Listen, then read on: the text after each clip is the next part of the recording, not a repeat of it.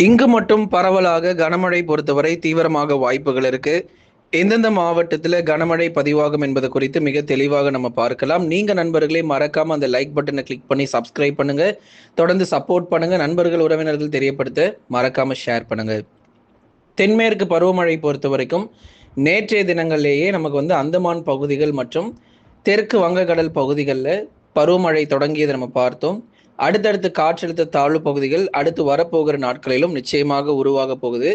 நேற்றைய தினங்களிலும் குறிப்பாக தென் மாவட்டங்கள், உள் மாவட்டங்கள் மற்றும் மேற்கு தொடர்ச்சி என ஒரு சில மாவட்டங்கள், ஒரு 10லிருந்து 15 மாவட்டங்கள் மட்டும் பரவலாக நமக்கு மழை கிடைச்சிருக்கு.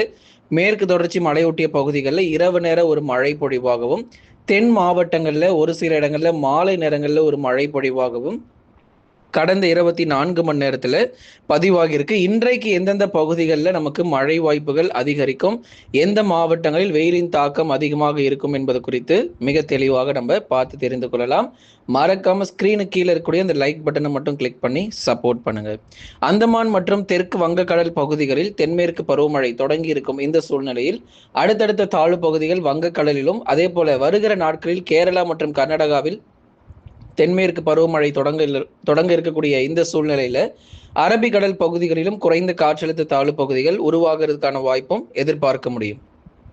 கேரளாவினுடைய கடலோர பகுதிகள் எர்ணாகுளம், திரிசூர் இது போன்ற பெரும்பாலான பகுதிகள் கேரளாவில் பார்த்தீங்க அப்படின்னா கனமழையினுடைய தீவிரம் இந்த மே மாத இறுதியிலும், அதே மாதிரி கர்நாடகா மாநிலங்களில் மே இறுதி மற்றும் ஜூன் முதல் வாரங்களில் கடுமையான கனமழை பொறுத்த வரைக்கும் தீவிரமடைய போகுது.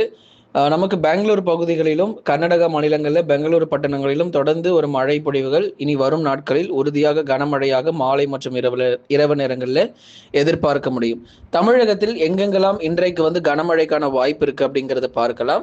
தென் மற்றும் மேற்கு தொடர்ச்சி மலையொட்டிய மாவட்டங்களில் மட்டும் இன்றைக்கு பரவலாக மழை பொழிவுகள் பெரும்பாலான இடங்களில் எதிர்பார்க்கலாம். அப்ப டெல்டா உள் மாவட்டங்கள் கடலோரத்துல மழை இருக்காதுன்னு கேட்டா பகுதியான மழையா இருக்கும். ஆனா தென் மாவட்டங்களிலும் மேற்கு தொடர்ச்சியிலும் அநேக இடங்கள்ல இன்னைக்கு மறுபடியும் ஒரு நல்ல ஒரு மழை பொழிவு எதிர்பார்க்கலாம். பகல் நேரங்களுக்கு பிறகு உங்களுக்கு மழை தீவிரம் அதிகரிக்கும். மதுரை முதல் குமரி வரை இருக்கக்கூடிய இந்த தென் தமிழக பகுதிகளில் இன்றைக்கும் இடியுடன் கூடிய கனமழை பொறுத்தவரை அதிகரிக்க வாய்ப்புகள் இருக்கிறது. மதுரை, திண்டுக்கல், விருதுநகர், சிவகங்கை, ராமநாதபுரம், தூத்துக்குடி மற்றும் திருநெல்வேலி உள்ளிட்ட பெரும்பாலான இடங்களில் நமக்கு மழையினுடைய தீவிரம் பொறுத்தவரை சற்றே நமக்கு அதிகரிக்கும். மதுரை மாவட்டம் மற்றும் திண்டுக்கல் இருக்கக்கூடிய மேற்கு பகுதி, கொடைக்கானல் மற்றும் அதன் சுற்றுவட்டார பகுதிகள், பழனி, ஒட்டஞ்சத்திரம் உள்ளிட்ட இடங்கள், அதைத் தொடர்ந்து சிவகங்கை மாவட்டம், விருதுநகர் மாவட்டத்திலும் பகுதியாக கனமழையானது தீவிரமடையும்.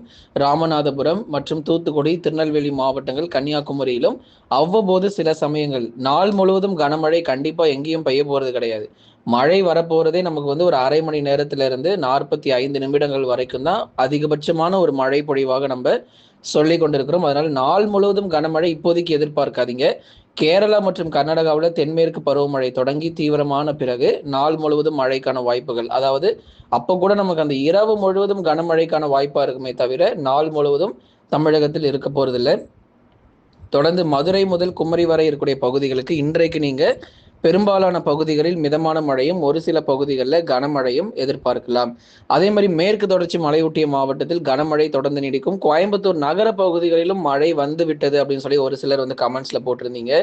கோயம்புத்தூர் நகர பகுதிகள் மற்றும் கோயம்புத்தூருடைய தெற்கு பகுதிகள் வால்பாறை, சோலையாறு, சின்னகலர் உள்ளிட்ட கோயம்புத்தூருடைய தெற்கு பகுதிகளிலும் பரவலாக கனமழை பொறுத்தவரை நிச்சயமாக தீவிரம் அடையும். கோயம்புத்தூர் மாவட்டங்களில் இருக்கக்கூடிய தெற்கு பகுதிகளில் பரவலான கனமழை பொறுத்தவரை அதிகரிப்பதற்கான வாய்ப்புகள் இருக்கு. நீலகிரி மாவட்டம், குறிப்பாக நீலகிரி மாவட்டத்தினுடைய மேற்கு பகுதிகளிலும் அவ்வப்போது சில சமயங்களில் உறுதியான மழை பொழிவுகள் எதிர்பார்க்கலாம். நீலகிரி மாவட்டத்தில் அவலாஞ்சி, குந்தா மற்றும் உதகமண்டலம் உள்ளிட்ட பெரும்பாலான பகுதிகளிலும் கனமழைக்கான வாய்ப்பு இருக்கும். தேனி, தென்காசியில் பொதுவாக வானம் ஓரளவு மேகமூட்டமாக இருக்கும், பலத்த காற்று இருக்கும். ஆனால் அதே சமயத்தில் மழை மட்டும் பகுதியாக சில இடங்களில் மட்டும் பதிவாகிறதுக்கான வாய்ப்பு இருக்கும். கன்னியாகுமரி மாவட்டத்தினுடைய மேற்கு பகுதிகளில் மிதமானது முதல் கனமழை அவ்வப்போது நம்ம எதிர்பார்க்க முடியும்.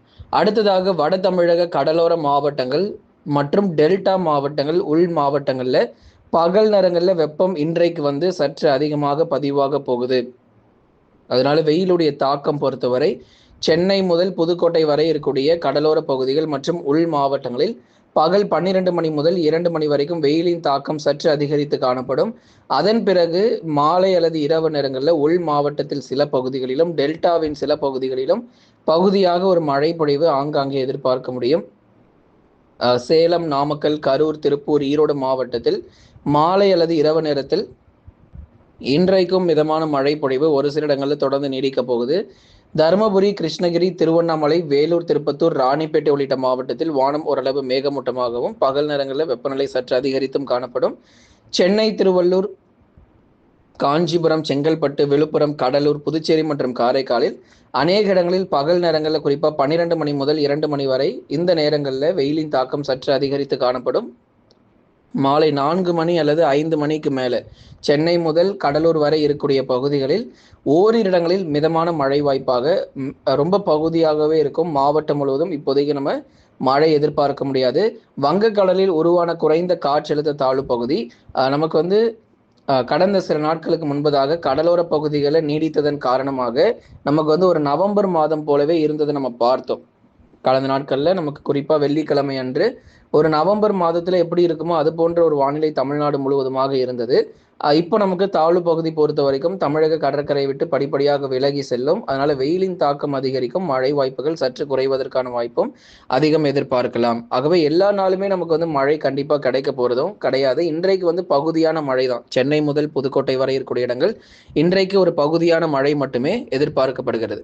அடுத்ததாக கேரளா மற்றும் கர்நாடகாவில் பருவமழை தீவிரமாகி வரும் நிலையில் கடலோரங்களில் வருகிற நாட்களில் மிக கனமழை தீவிரமாக வாய்ப்பு. கேரளா மற்றும் கர்நாடகாவில் பருவமழை தீவிரமாகி வரக்கூடிய இந்த சூழ்நிலையில் கடலோரங்களில் வருகிற நாட்களில் மிக கனமழை பொறுத்த வரைக்கும் அந்த பகுதிகளில் கேரளாவின் கடலோர பகுதி மற்றும் கர்நாடகாவின் கடலோர பகுதிகளில் படிப்படியாக கனமுதல் மிக கனமழையானது கணிசமாக நமக்கு அதிகரிக்க ஆரம்பிக்கும்.